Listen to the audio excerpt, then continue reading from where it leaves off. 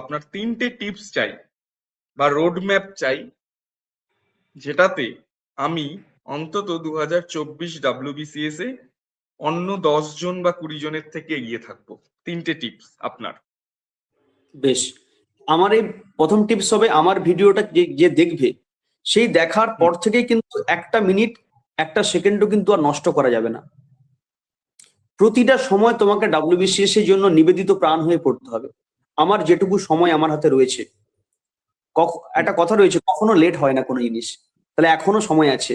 তাহলে এই সময়টা প্রত্যেকটা মিনিট প্রত্যেকটা সেকেন্ড আমি কাজে লাগাবো এবং আমি নিজেকে তৈরি করব এবং নিজেকে প্র্যাকটিস করব। এটা হচ্ছে ফার্স্ট অ্যাডভাইস।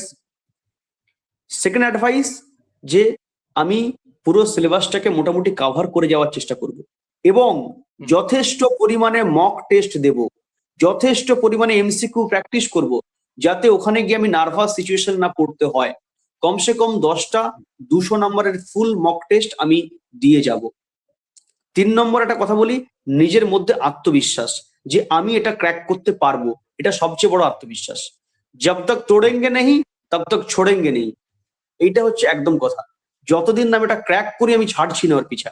নিজের মধ্যে আত্মবিশ্বাস, এই 3টে জিনিস নিয়ে এগিয়ে চললে আমি নিশ্চিত WBCS কঠিন রাস্তা নয়, রাস্তা অনেক সহজ।